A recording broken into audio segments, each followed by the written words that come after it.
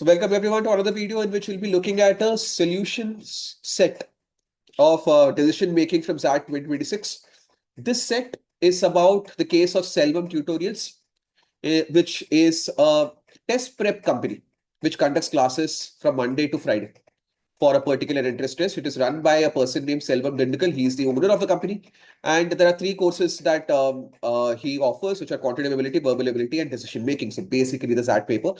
And Selvam usually recruits fresh graduates or those instructors who are working with other tutorials. But Selvam is growing, expanding, and there are so many employees now under Selvam Tutorials that he's finding it difficult to manage all these employees. So he has turned to his niece, Miss Kanmani Gunaa, and he has asked her to figure out HR practices at Selvam Tutorials while managing cost. See, this part of the problem statement is very important to focus upon, that he wants to introduce very modern kind of practices and while keeping in mind cost. So it has to be cost effective. So cost is a very big criteria, has been given in the situation, the passage itself. So while making all decisions, you have to keep in mind that cost effectiveness is at the top priority. So with this understanding, let's look at the situations. So first question of the set says that soon after Kanmani takes over, she discovers that every instructor is paid differently. So there are different salaries for instructors, even though they teach for the same number of hours. Moreover, these instructors have been recruited locally, having similar educational background. So everyone is coming from the similar types of backgrounds, so there's no diversity, plus the salaries are not standardized. So she is introducing modern HR practices. She wants to equalize salaries for all of the instructors. Makes sense. Which of the following is definitely not an option for Kanmani? Which of these she should not do? I think this question is very easy and should be solved by elimination. Few options that should be eliminated absolutely is first option B. B says Kanmani should ask Selvam the reasons behind the salaries being unequal. Yes, she should. She needs to find out why is the salary unequal for the same instructor's work for doing the same number of hours of work. So B has to be questioned. That if there is any valid reason for it before she makes a change. So B makes a lot of sense. C also makes a lot of sense because that is the modern HR practice that she wants to implement. So C should be done as well. She should suggest to Selvam that all instructors are paid equally. And the next option that should be definitely eliminated is option E. Kanmani should create a new policy and then show the policy to Selvam and get his approval because he's the owner. He should not implement it without getting approval from him. So B, C, and D eliminated straight away. Remaining options are option A and D. Now, I can understand there being a bit of confusion between A and D. A says Kanmani should find out what other tutorials are practicing and follow the most popular choice, which actually does not make sense. That, just because others are all having a wrong practice does not mean that even Selvam should resort to the same incorrect practice. D says Kanmani should not interfere with salary since it is a sensitive topic. Now, of these, which is more wrong for Kanmani to do? That is what I have to think about. So among these, one is doing her work incorrectly. Another is risking doing her work incorrectly. Another is not doing her work. See, always when given a choice between, trying to do something new and not doing anything at all, at your workplace, you should try to do something new. You should try to take action based on some kind of logic and rationale. And if you fail, you learn from it. So looking at other tutorials and what their practices are can actually help. In fact, should be done to see that what is the median salary, how are they treating their employees, if they are having variable salaries and what is the reason behind it. Case studies can absolutely help. So following the most popular practice might not be exactly the correct path forward, but then it can be. Maybe the other companies have figured out how to exactly standardize salary. So maybe that might be. There's a chance that it might be a correct choice forward as well. So it is a risk, but then it is at least doing your work. D is like saying that you have given me work, but then work is difficult, so I don't want to do that work. That is something that you should not do ever. That you've been given a responsibility and you say that that responsibility is very sensitive, so I will not do it. That does not make sense, and that's why D is the correct answer and A is not. Come down to A and D. I think between A and D, if you compare, I think it's more or less commonsensical to understand that why D should be something that Kanmani should not do, and that's why D is the correct answer.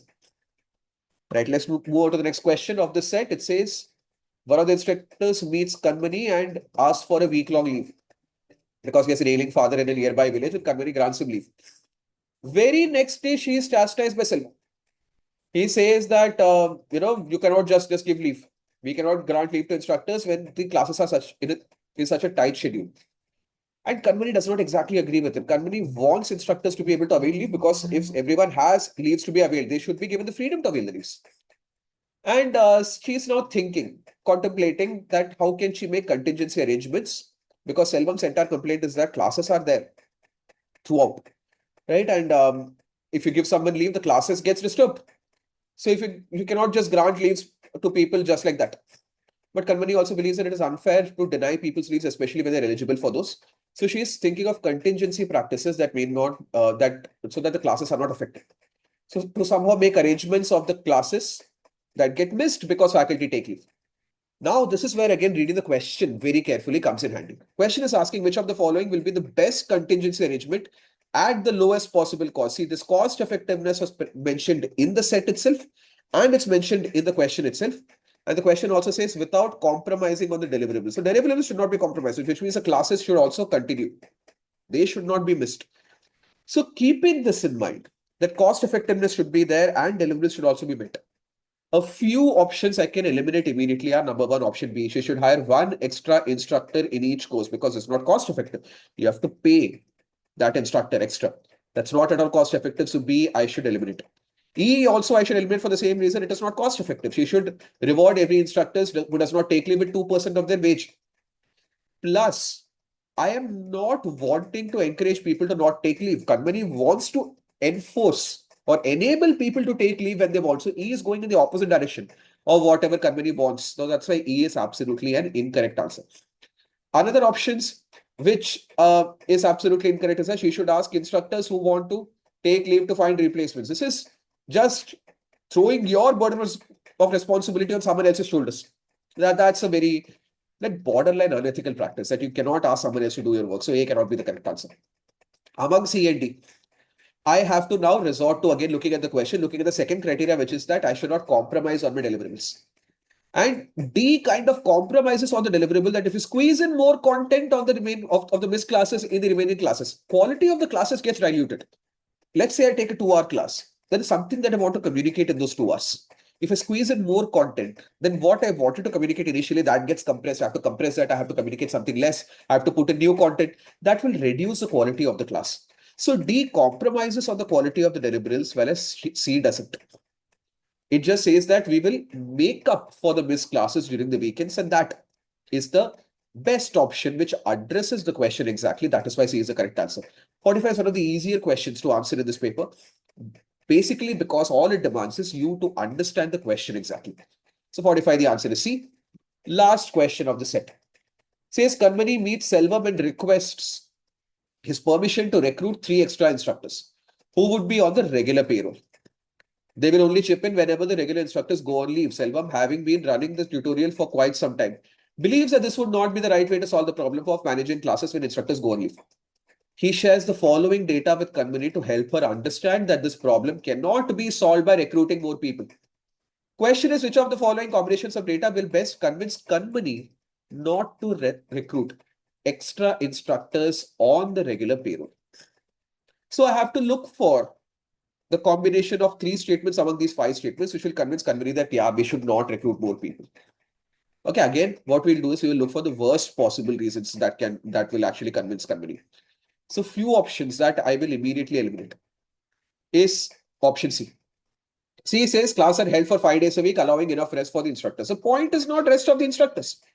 The point is to create contingency when they take leave. If they have got 2 days leave, they're not taking leave. That is just weekly off. So what happens when they take leave? C does not address that at all. That is not going to convince Kanmani at all. And another option that I can eliminate immediately, if I read that option, that statement very carefully and compare it to what the question says, is option D. Why? Because this talks about a past experience. And let me tell you, past experiences are very, very important when you make a new policy. That if you have implemented the same policy before and it has failed, there is no point in trying and implement that policy again. But D is not exactly the same policy as Kanmani is proposing.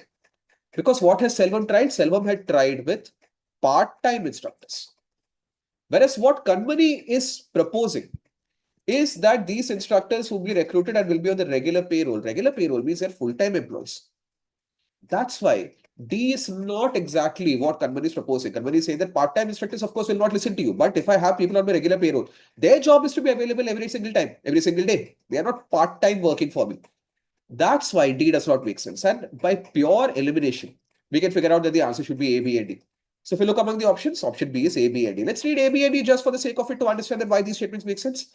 A says number of days that instructors go on leave of absence is usually 2 days a month on average.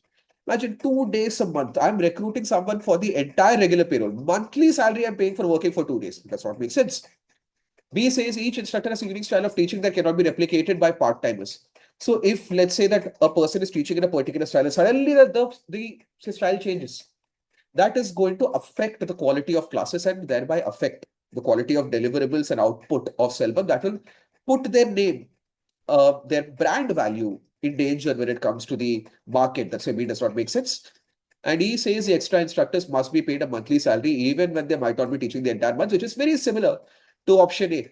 So it says that it is not cost effective. And remember, cost in the original passage itself is a big factor that we have to take into consideration. So A kind of reinforces the cost issue. And that's why A, B, and D make sense. And that's why B is the correct answer. So these are the answers for the 3 questions of this set. Thank you.